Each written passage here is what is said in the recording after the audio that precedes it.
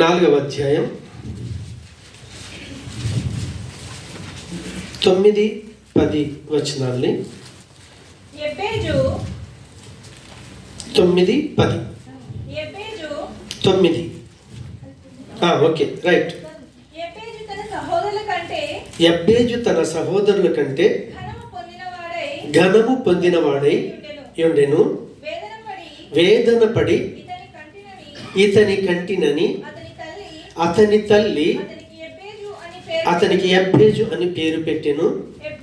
యబ్బేజు ఇశ్రాయేలీల దేవుని గూర్చి మొర్రపెట్టి, నీవు నన్ను నిశ్చయముగా ఆశీర్వదించి నా సరిహద్దును విశాలపరిచి నీ చెయ్యి నాకు తోడుగా ఉండ దయచేసి నాకు కీడు రాకుండా దానిలో నుండి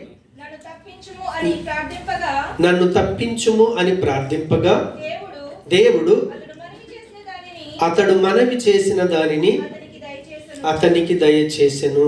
దేవునికి స్తోత్రం. చిన్న ప్రార్థన చేసుకుందాం. ప్రేమ కలిగిన మా తండ్రి, మీకు వందనాలు. నువ్వు నమ్మదగిన దేవుడు.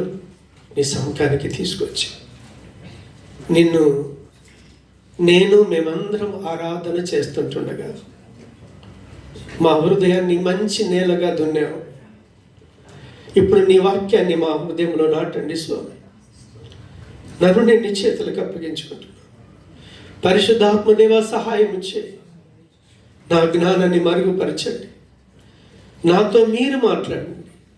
మా అందరితో మీరు మాట్లాడి దేవా, ఈ మాటల్లోని ఆంతర్యాన్ని మేము అర్థం చేసుకొని యబ్బేజులాగా ప్రార్థించడానికి మాకు సహాయం చేసి మీరు మహిమ పొందుమని యేసు నామమున ప్రార్థించి వేడుకుంటున్నాము తండ్రి.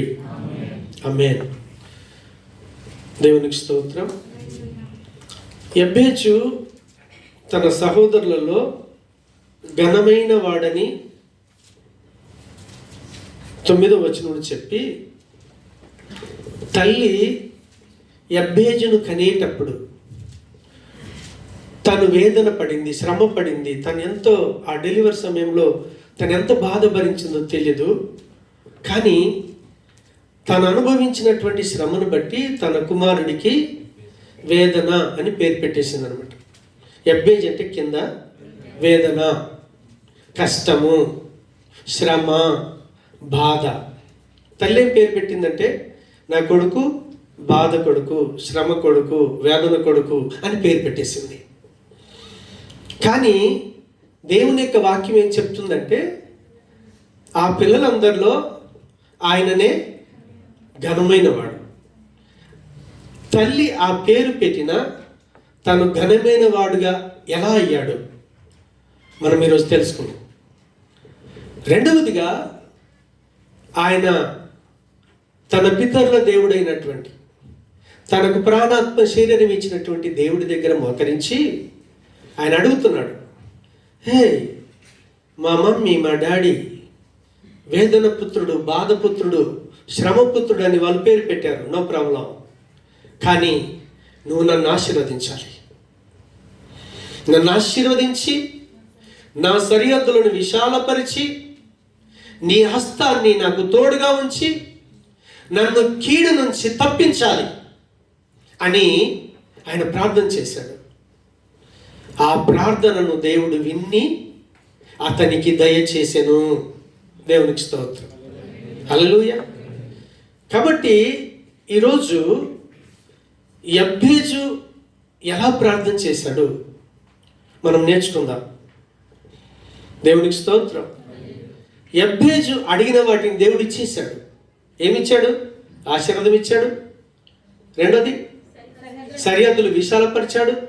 మూడవది, దేవుని హస్తం తోడుగా ఉంది. నాలుగవది, కీడు రాకుండా కాపాడాడు. సరే, ఏం ఆశీర్వదించాడు? ఆయన సరిహద్దులు ఎలా విశాలపరిచాడు? దేవుని హస్తం ఏ విధంగా తోడుంది? ఆయనను కీడు రాకుండా ఎలా కాపాడాడు అనేది వేరే సబ్జెక్టు. దాన్ని కూడా ధ్యానిద్దాం. కానీ దేవుడి యొక్క వాక్యం ఏం చెప్తుందంటే, యబ్బేజు ఎలాగైతే ప్రార్థన చేశాడో ఆ ప్రార్థనను విని దేవుడు ఆయనకు దయచేశాడు. దేవునికి స్తోత్రం. హల్లెలూయా. తన తల్లేమో వేదన పడి కన్నది కాబట్టి వేదన పుత్రుడు అని పేరు పెట్టేసింది. ఎప్పుడైతే యబ్బేజు తల్లి పేరు పెట్టిందో, యబ్బేజు తండ్రి, యబ్బేజు కుటుంబీకులు, యబ్బేజు బంధువులు, యబ్బేజు ఏ గ్రామంలో ఉంటున్న వాళ్ళందరూ కూడా ఏమని పిలవాలి? ఏమని పిలుస్తారు? ఏ శ్రమ తీసుకొచ్చినోడు వచ్చాడురా, బాధపరిచేవాడు వచ్చాడు, దుఃఖపరిచేవాడు వచ్చాడు, పీడ అంటాం కదా,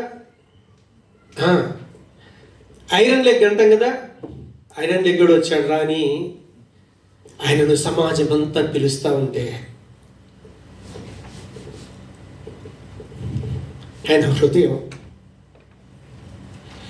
మనం ఆయన పాదాలు పెట్టాలి, అప్పుడు కానీ అర్థం కాదు. అలాంటి పరిస్థితులలో యబ్బేజు దేవుని దగ్గర ప్రార్థన చేస్తూ ఉన్నాడు. దేవుడికి స్తోత్రం. ఈరోజు కూడా చాలాసార్లు మనం అనుకుంటాం, నేను పుట్టినప్పుడే ఇలాంటి పరిస్థితులు అయినాయి, నేను ఈ దేశానికి రాగానే ఇట్లయిపోయినాయి, నేను ఇవి చేసుకోగానే నాకు ఇలా జరిగింది అని మనకున్న పరిస్థితిని బట్టి మనం కురిగిపోతూ ఉంటాం.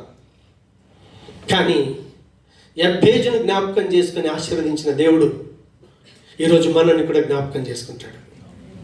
ఎందుకంటే దేవుడు అన్యాయస్తుడు కాదు.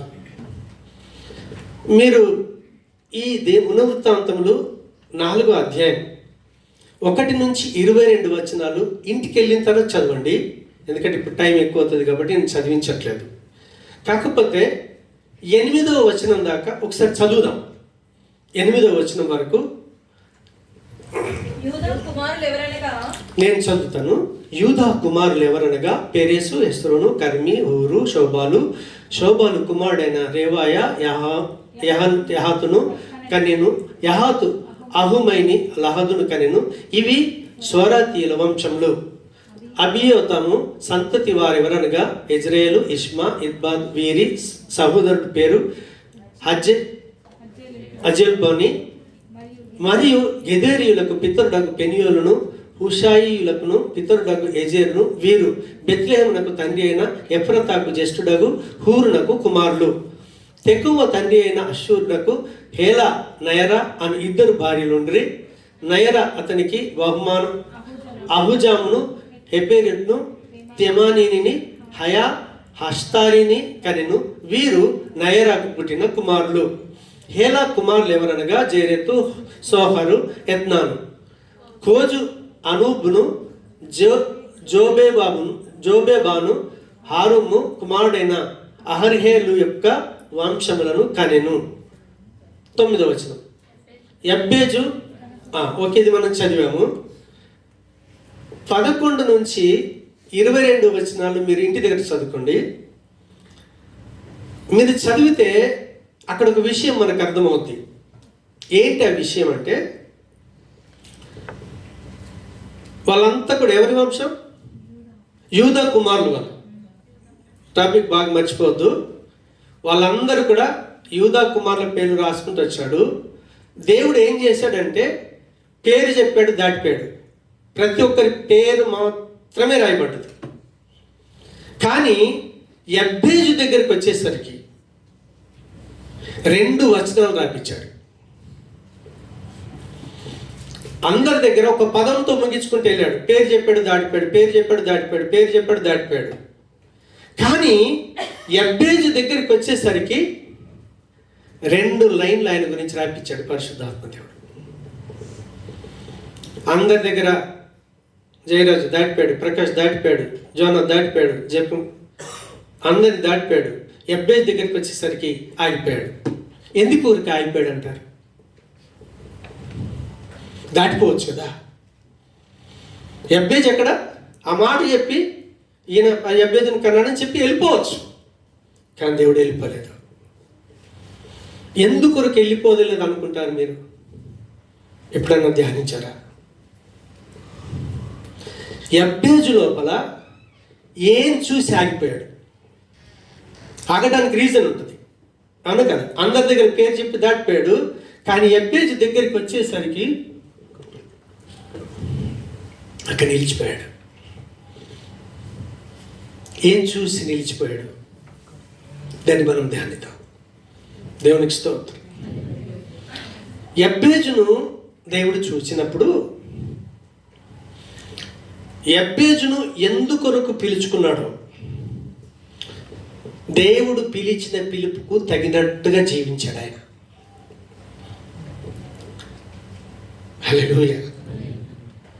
దేవుని దగ్గర మోకరించాడు. దేవుని దగ్గర మోకరిస్తే అసలు దేవుడు నాకు ఎందుకు ఈ జన్మించాడు, అసలు నేను ఎవరు, నేనేం చేయాలి, తనెవరో తను తెలుసుకున్నాడు. తను తెలుసుకున్నటువంటి సత్యాన్ని తను ఏం చేశాడో తెలుసా? తను తెలుసుకున్న సత్యానికి తనను తాను ఎంచుకున్నాడు. తను ఏం చేశాడు? కరెక్టే, ఇప్పుడు నేను అదే. అవునా? ఆయనకు అర్థమైంది దేవుని ముందర మోకరించినప్పుడు, నేను దేవుని బిడ్డను. బయటుడు ఏమంటున్నాడు? వేదన పుత్రుడు, నాశనం తీసుకొచ్చాడు, దుఃఖం తీసుకొచ్చాడు, బాధ తీసుకొచ్చాడు, ఇడు పీడ, ఇడు ఐరన్ లెగ్ అని అంటున్నారు. హల్లెలూయా. కానీ యబ్బేజు ఎప్పుడైతే దేవుని సముఖంలో మోకరించాడో, మోకరించినప్పుడు ఆయనకు అర్థమైంది, లోకం నన్ను ఎవడేమనుకున్నా సరే, దేవునికి స్తోత్రం, లోకం నన్ను ఎవడేమనుకున్నా సరే నేను మాత్రం దేవుని బిడ్డనే. వాళ్ళు నాకు వేదన పుత్రుడు అని పేరు పెట్టారు. మా మమ్మీ, మా డాడీ, మా బంధువులు, నా సహోదరులు ఎవరేమనుకున్నా సరే ఐ డోంట్ కేర్. నేను లెక్క చేయను. నేను లెక్క చేసేది ఏంటో తెలుసా? పితరుల దేవుని జ్ఞాపకం చేసుకున్నాడు. నేను దేవుని బిడ్డనని గ్రహించాడు. దేవుని బిడ్డనని గ్రహించి దేవుని బిడ్డనని తనను తాను ఏం చేసుకున్నాడు? ఎంచుకున్నాడు. నేను దేవుని బిడ్డనే, నువ్వు దేవుని బిడ్డను అని ఎవ్వడు చెప్పాల్సిన పని లేదు. తను తాను డిసైడ్ అయిపోయాడు. డిసైడ్ అయినప్పుడు దేవుని బిడ్డగానే ప్రవర్తించాలి. అందుకే ఒక సందర్భంలో మీరు ఎవరేమన్నా లోకం మిమ్మల్ని గురించి ఏమనుకుంటుంది అనేది మీకు అనవసరం. ఒక సందర్భం వచ్చింది, యేసు ప్రభుని గురించి జనాలు రకరకాలుగా అనుకుంటున్నారు. ఈయన ప్రవక్త అని, ఈయన ఏలియా అని రకరకాలు అనుకుంటే యేసు ప్రభు శిష్యుల దగ్గరికి వచ్చాడు. మీరేమనుకుంటున్నారు అసలు సంగతి?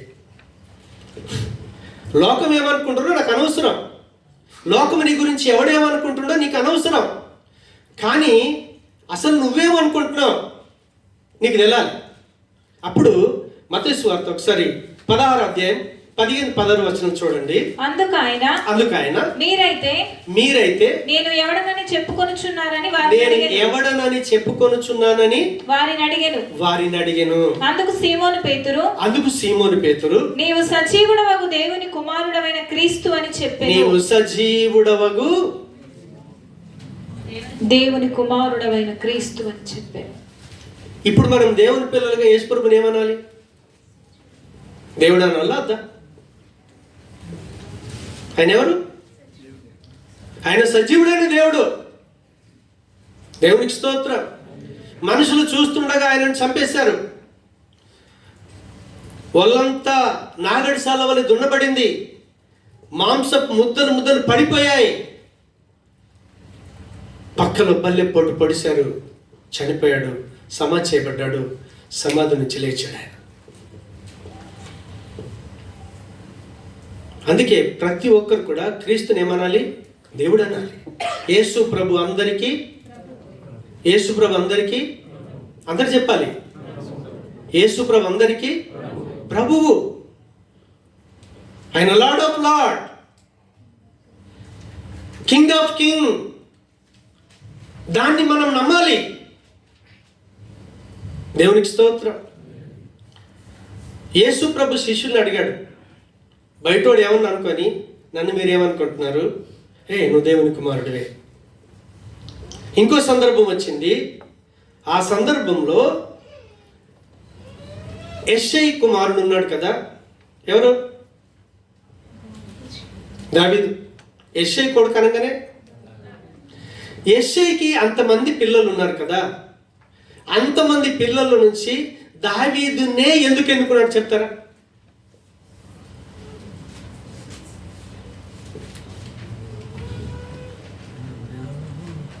ఇన్ని రోజులు మీరు బైబిల్ చదువుతున్నారు కదా, గ్రహించాలి. హల్లెలూయా. మనం దేవుడి దగ్గర ఏమై ఉన్నామో ఒకవేళ గ్రహించకపోతే, గ్రహించిన దాన్ని మనం అన్వయించుకోకపోతే, అలా మనం ప్రవర్తించకపోతే చాలా డేంజర్, చాలా ప్రమాదం. చూడండి, అపోస్తల కార్యం 16వ అధ్యాయం 13వ వచనం ఒకసారి చదువుదాం దాని త్వరగా. సరే 13:22. తరువాత అతనిని తొలగించి దావీదును వారికి రాజుగా ఏర్పరిచెను. మరియు ఆయన, నేను యెష్షై కుమారుడైన దావీదును కనుగొంటిని, అతడు నా ఇష్టానుసారుడైన మనుషుడు, అతడు నా ఉద్దేశములన్నీ నెరవేర్చునని చెప్పి. ఎవరు సాక్ష్యం ఇస్తున్నారు? దేవుడు సాక్ష్యం ఇస్తున్నాడు. ఆ యెష్షైకు ఉన్నటువంటి పిల్లలలో దావీదునే ఎందుకు ఎన్నుకున్నాడు, దావీదుని ఎందుకు అభిషేకించాడు అంటే, దావీదేమో బయట ప్రపంచం, అన్ఎడ్యుకేటెడ్ పర్సన్ అనమాట. పొలాలకి, తోటలకి, పశువులకు పంపిస్తాం కదా. వీళ్ళేమో మంచిగా సౌలు దగ్గర సైనికులుగా చేరారు. కానీ దావీదు మాత్రం అడవిలో పశువులు కాసుకుంటున్నాడు. కానీ నువ్వేం ఉద్యోగం చేస్తున్నావు అనేది దేవుడు చూడడు. నీ మనసు ఎలా ఉందో దేవుడు చూస్తాడు. దేవుడు సాక్ష్యం చెప్తున్నాడు ఏంటంటే, ఆయన పశువులు కాస్తున్నా కూడా ఆయన నా ఇష్టానుసారుడు, అతడు నా ఇష్టాన్ని చేసేటటువంటి వాడు, నా ఇష్టాన్ని ఆయన ఇష్టంగా చేసుకునేటటువంటి వాడు, నా ఉద్దేశాన్ని ఆయన నెరవేర్చేటటువంటి వాడు. దేవుడికి ఆయన ఏంటో తెలుసు కాబట్టి, ఇప్పుడు దేవుడికి ఆయన ఏంటో తెలిస్తే, అవునా, ఇప్పుడు ఆయనకు దేవుడి ఉద్దేశం ఏంటో తెలియాలి, అవునా కదా? చూడండి, మోషేకి ఎంతమంది శిష్యులు ఉన్నారు, నాయకులు? మోషేకు నాయకులు ఎంతమంది? ఒకసారి సంఖ్యాకాండం తీయండి, 12వ అధ్యాయం 16-17 వచనం. సంఖ్యాకాండం 12వ అధ్యాయం 16-17 వచనం త్వరగా. కాబట్టి మిరియాము 7 దినములు తరువాత జనులు అజేరోతు నుండి సాగి దిగిరి. సంఖ్యాకాండం 12, 16, 17. సంఖ్యాకాండం ఒకసారి నేను చూస్తున్నాను, రిఫరెన్స్ తప్పు రాశాను.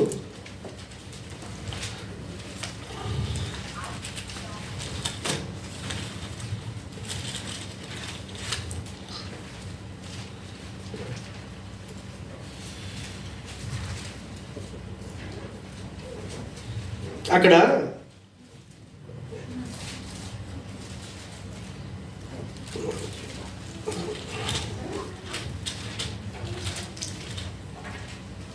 ఏముంటుందంటే 17వ వచనంలో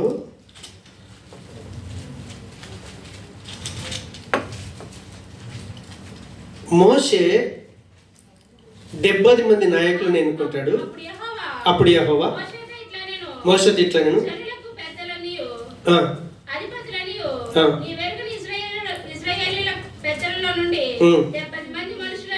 70 మంది మనుషులను నా యొద్దకు పోగు చేసి ప్రత్యక్ష గుడారమునకు వాడికి తోడుకొని రమ్ము, అక్కడ వారు నీతో పాటు నిలబడవలెను. నేను దిగి అక్కడ నీతో మాట్లాడేదను, మరియు నీ మీద వచ్చిన ఆత్మలో పాలు వారి మీద ఉంచెదను. ఈ జనులను భారముగా భారమును నువ్వు ఒంటిగా మోయకుండునట్లు వారు దానిలోనొక పాలు నీతో కూడా భరించాలి. దేవునికి స్తోత్రం. మోషేకు 70 మంది నాయకులను ఇచ్చాడు. అందులో కోరాహు, దాతాను, అబీరాము కూడా ఉన్నారు. దేవునికి స్తోత్రం. మోషేకు ఏ ఆత్మనైతే ఇచ్చాడో సేమ్ అదే ఆత్మని ఇప్పుడు దాతాను, అబీరాముకు, కోరాహు కూడా ఇచ్చాడు. దేవునికి స్తోత్రం. అదే రీతిగా యేసుప్రభుకి ఎంతమంది నాయకులు ఉన్నారు? శిష్యులు 12 మంది. ఒకసారి లూకాసు వార్త 9వ అధ్యాయం 1-2 వచనాలు చూద్దాం త్వరగా. ఆయన తన 12 మంది శిష్యులను పిలిచి సమస్తమైన దయ్యముల మీద శక్తిని, అధికారమును, రోగములను స్వస్థపరచు వారికి వరమును వారికి అనుగ్రహించి దేవుని రాజ్యమును ప్రకటించుటకును రోగులను స్వస్థపరచుటకును వారి నంపెను.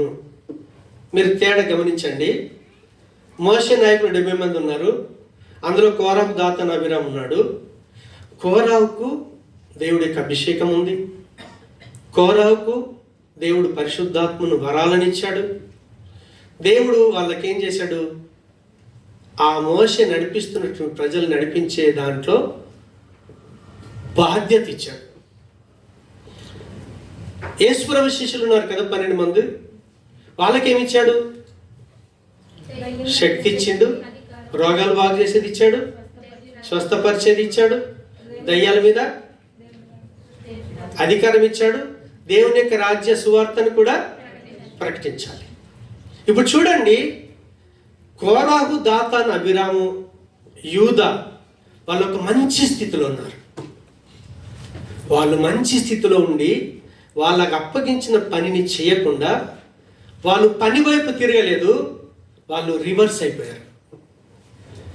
యేసు వైపు ఈయన తిరిగాడు, మోషే వైపు ఆయన తిరిగాడు. సరాసరి కోరాహు, దాతాను, అబీరాములు పాతాళముకి వెళ్ళాల్సి వచ్చింది. యూదానేమో తన యొక్క అపోస్తలత్వాన్ని పోగొట్టుకున్నాడు. చివరికి భయంకరమైన చావు చచ్చాడు. కారణం ఏంటో తెలుసా? వాళ్ళని దేవుడు ఎందుకొరకు పిలుచుకున్నాడో, వాళ్ళు ఏమై ఉన్నారో దాన్ని గ్రహించి దాని ప్రకారంగా ప్రవర్తించకుండా వాళ్ళు ఏం చేశారు? రివర్స్లో వెళ్ళారు. కానీ యబ్బేజు చూడండి, యబ్బేజు పరిస్థితి ఏంటి? సమాజంలో, సంఘములో, కుటుంబంలో, రక్త సంబంధికుల మధ్యన వీడు వేదన పుత్రుడు, వీడు నాశనం తీసుకొచ్చిన వాడు, వీడు బాధ తీసుకొచ్చాడు, వీడు దుఃఖం తీసుకొచ్చాడు. కొంతమంది అలాంటి సిచ్యుయేషన్ నుండి ముఖం కూడా చూడరు. కొంతమంది ఆ కంపెనీలో పన్నుతిగాడు వచ్చాడు, ఇంకా అయిపోయింది. వాళ్ళ మనసు ఎంత వేదనగా ఉండాలి మీరు ఆలోచించేయండి. కానీ ఎప్పుడైతే యబ్బేజు తను ఏం చేశాడు తెలుసా? మా మమ్మీ డాడీ నన్ను కన్నారు, అన కదా, కన్న తల్లిదండ్రులు. కానీ వాళ్ళ గర్భంలో ప్రవేశపెట్టింది ఎవరు? ఆయన కదా, అవునా కదా? ఇప్పుడు ఆయన ప్రవేశపెట్టినప్పుడు ఈయన ఆయన కొడుక, వీళ్ళ కొడుక? న్యాయంగా చెప్పాలి మీరు. మనం కంటాం నా కొడుకు అంటాం, ఆడు మనకు అందకుండా వెళ్ళిపోతాడు. అర్థమైందా? దేవుడు చక్కటి పాపనిచ్చాడు, చక్కటి పాపనిచ్చారు అనుకున్నా, దేవుడు తీసేసుకున్నాడు. నీకు మిగిలేదేంటి? దుఃఖమే కదా, అవునా కదా? కానీ యబ్బేజు రియాలిటీని గ్రహించాడు. ఆయన గ్రహించేసి ఈ సమాజము నన్ను ఏ విధంగా అనుకొని, కానీ నేను వాస్తవంగా ఏమై ఉన్నాను? దేవుని బిడ్డనై ఉన్నాను. హల్లెలూయా. దేవుని బిడ్డనైనప్పుడు నేను దేవుని బిడ్డగానే ప్రవర్తించాలి అద్దా? సరే, దేవుని బిడ్డ అయితే ఎలా ప్రవర్తించాలి? వాక్యంలోకి వెళ్ళి చూస్తే, ఇప్పుడు నీకు శ్రమ వచ్చింది అనుకోండి, నువ్వేం చేయాలి? వాక్యం ఏం చెప్తుంది? ఒకసారి యాకోబు పత్రిక 13వ అధ్యాయం, యాకోబు పత్రిక 13వ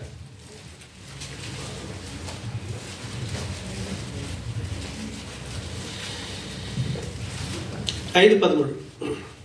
మీలో మీరెవరికైనాను సంభవించెనా, మీలో ఎవరికైనాను శ్రమ సంభవించెనా, శ్రమ సంభవించినా ప్రార్థన చేయవలెను. వాడు ప్రార్థన చేయాలి.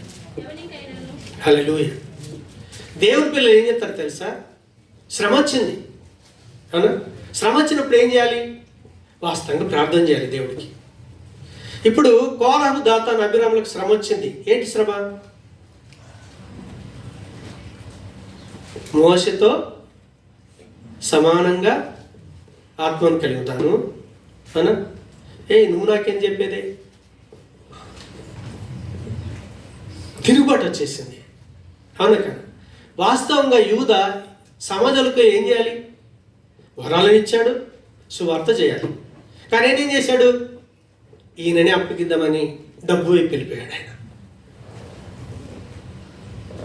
చూడండి, మన ఉద్దేశం దేవుడు నిన్ను ఎందుకొరకు రక్షించుకున్నాడు, ఎందుకొరకు కొనుక్కున్నాడు, ఎందుకొరకు పిలుచుకున్నాడు అనే సత్యం ఒకవేళ మనం గ్రహించకపోతే మనం రాంగ్ స్టెప్లోకి వెళ్తాం.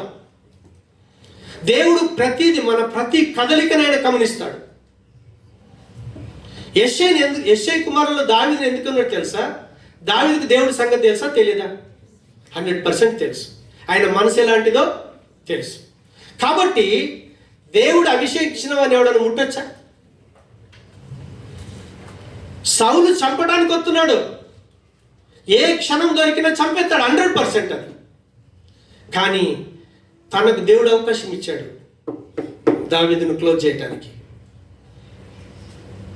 దేవుడు అభిషేకించిన వారిని ముట్టి తప్పించుకునేవాడు ఎప్పుడూ లేడు. హల్లెలూయా. అంతెందుకు, మీరు మనసులో తిట్టుకున్నా సరే దేవుడికి తెలిసిపోతే. అన్న అక్క రూమ్లో కూర్చున్నారు, ఇంకో తమ్ముడు బయట ఉన్నాడు. వీళ్ళు కూకుని మాట్లాడుకుంటున్నాడు. ఏంట్రా పలందాన్ని చేసుకుంటాడా, పూజ దేశబ్దాన్ని చేసుకుంటాడా, దేవుడు ఆయనతో మాట్లాడతాడా, మనతో మాట్లాడా అని వీళ్ళు మాట్లాడుకున్నారు అంతే. మోషేకు తెలియదు, కానీ ఎవరు విన్నారు? దేవుడు విన్నాడు. ఆల్రెడీ కుష్టు స్టార్ట్ అయిపోయింది. మోషే మీద తిరగబడచ్చా? నీ మనసులో కూడా అనుకోవటానికి దేవుడు యాక్సెప్ట్ చేయడు. ఒకవేళ ఈరోజు సేవకుని అలా తిట్టే వాళ్ళు ఉంటే ఎంతమందికి కుష్టి వచ్చేదో ఈరోజు. రాకుండా ఎందుకుందో తెలుసా? యేసు ప్రభుల వారు అడ్డుపడ్డాడు. నీ పాపానికి దేవుడికి మధ్యలో క్రీస్తు నిలబడ్డాడు. ఆయన కనికరపూర్ణుడు. ఇందులో ఒక్కడు కూడా మిగలకపోతుంటే మనం. కానీ యెహోవా దేవుడు, తండ్రి అనే దేవుడు చేయాల్సి కుష్టి ఇచ్చాడు కదా. యేసు ప్రభుల వారు అంతకంటే డేంజర్. నీకెందుకు అడ్డుపడ్డాడో తెలుసా? కనీసం ఈ రోజైనా మారుతాడు అని అవకాశం ఇచ్చి నువ్వు మారకపోతే నీ ప్రాణమును, నీ శరీరమును, నీ ఆత్మను సైతం నరకములు పడేస్తాడు ఆయన. అందుకే దావీదు మాట వరుసకు కూడా ఆయన సేవకుడు దేవుడు అభిషేకించిన వాడిని ముట్టలేదు ఆయన, దూషించలేదు ఆయన. ఈ సత్యాన్ని మనం ఎప్పుడు ఎరుగుతామో తెలుసా? నిజంగా నేను దేవుని బిడ్డను అని మనం గ్రహిస్తే దేవుని బిడ్డగానే ప్రవర్తిస్తాం, లేదంటే ప్రవర్తించలేం. దేవుడి యొక్క ఉద్దేశం మనకి తెలిసిపోద్ది. దేవుడు ఏం చేయమన్నాడు. వాస్తవంగా కోరహు, దాతాను, అబీరాములకు ఆ సమస్య వచ్చింది. ముందర అహం వచ్చేసింది. యూదాకి లోకం వైపు చూశాడు, డబ్బు వైపు చూశాడు. కానీ ఆ టైంలో నిజంగా వాళ్ళు మోకరించి ప్రార్థన చేస్తే, వాళ్ళు నిజంగా దేవుని పిల్లలైతే వాళ్ళు మోకరించి ప్రార్థన చేసి నాశనం నుంచి తప్పించబడేవాళ్ళు. కానీ ఇక్కడ రివర్స్ ఉంది చూడండి. వాళ్ళు మంచి పొజిషన్లో ఉండి వాళ్ళు నాశనం అయ్యారు. కానీ ఈయన వేదనను, శ్రమను అనుభవిస్తూ సమాజంలో తలెత్తుకొని స్థితిలో బ్రతుకుతూ కూడా తల్లి తండ్రిని అవమానపరచకుండా దేవుని సముఖంలో మోకరించి ఏమని ప్రార్థన చేశాడో తెలుసా? వీళ్ళందరూ నా కుటుంబం అంతా నన్ను తిడుతున్నారు, కానీ నా కుటుంబాన్ని దేవాన్ని ఆశీర్వదించాలి. దేవా నిజంగా నువ్వు నన్నేం చేయాలి? నా సరిహద్దులు విశాలపరచబడాలి. నాకు నా పిల్లల్ని వాళ్ళ కుటుంబాలు విస్తరించబడాలి. దేవునికి స్తోత్రం. నీ యొక్క సన్నిధి మా ఇంట్లో ఉండాలి. ఏ కీడు రాకుండా నా కుటుంబం కాపాడబడాలి. దేవుడికి ఆయన మనసు తెలియదంటావా? దేవుడు అందరి దగ్గర దాటిపోయినోడు ఆయన హృదయం చూడగానే అక్కడ స్టాప్ అయిపోయాడు. అక్కడ స్టాప్ అయి ఏం కావాలి నీకు? ఆశీర్వాదం కావాలి కదా, నో ప్రాబ్లం, నేను ఆశీర్వదిస్తాను, నీ సరిహద్దులు విశాలపరుస్తాను, నా హస్తం నీకు తోడుంచుతాను, అసలు కీడు రాకుండా నిన్ను తప్పిస్తానని యబ్బేజు చేసిన మనవిని ఆయనకు దయచేసెను. ఈరోజు ఇక్కడ ఉన్న మనం కూడా, నువ్వు నిజంగా దేవుని బిడ్డవైతే నువ్వేం చేయాలి? దేవుని బిడ్డగానే ప్రవర్తించాలి. దేవుని పిల్లలు చేయాల్సినటువంటి పని ఏంటో తెలుసా? నీకు కష్టం వచ్చిందా? ప్రార్థన చేయి. మనకు కష్టం అయితే ఏం చేస్తాం? సురేష్ దగ్గర 1,00,000 రూపాయలు నాకు తెలుసు, సురేష్ అడిగేస్తాను అంతే. ప్రార్థన చేసామనుకో దేవుడు మార్గం తెరుతాడు. సురేష్ దగ్గరికి వెళ్ళమంటే వెళ్ళు, సక్సెస్ అవుతాం. శ్రమ వస్తుంది, ఇబ్బందులు వస్తాయి, నో ప్రాబ్లం. సమాజము నిన్ను చిన్నగా చూడొచ్చు. చిన్న చూపు సమాజం చూసినా సరే, నీ ఇంట్లో చూసినా సరే, నీ కంపెనీ వాళ్ళు చూసినా సరే, ఎవరు చూసినా సరే, కానీ లోకములు నశించిపోతున్నటువంటి కోట్లాది ప్రజల నుంచి దేవుడు నిన్ను ఎన్నుకున్నాడు. నాశనం కావలసిన నిన్ను నన్ను దేవుడు పిలుచుకున్నాడు. ఎందుకు పిలుచుకున్నాడు తెలుసా?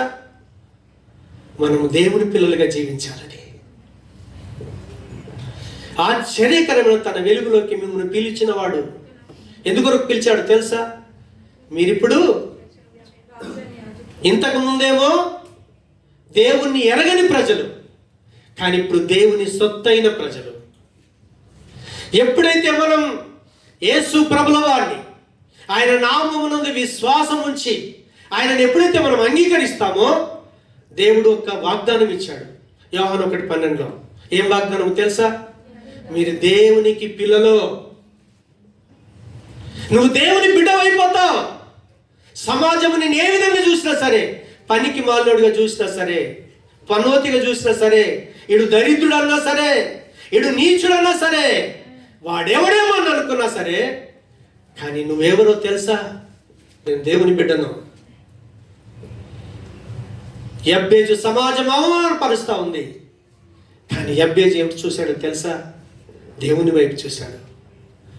నేను దేవుని బిడ్డను. అందుకే చాలాసార్లు మనం ఏం చెప్తాం? యేసు ప్రభును నమ్మి బాప్తిసం పొందుతాం కదా. పొందినప్పుడు జరిగే విషయం ఏంటి? ఒకసారి రోమపత్రిక 6వ అధ్యాయం ఒకసారి తీయండి త్వరగా, నేను ఇది చెప్పి ముగిస్తాను. రోమ 6:11 అనుకుంటాను. మీరును పాపం విషయమై దేవుని విషయమై క్రీస్తు యేసునందు సజీవులుగాను. అక్కడ ఆగాలి. ఏమన్నాడు? ఆ మాట మళ్ళీ చదువు, అర్థమవుతుంది, స్పష్టంగా వినండి.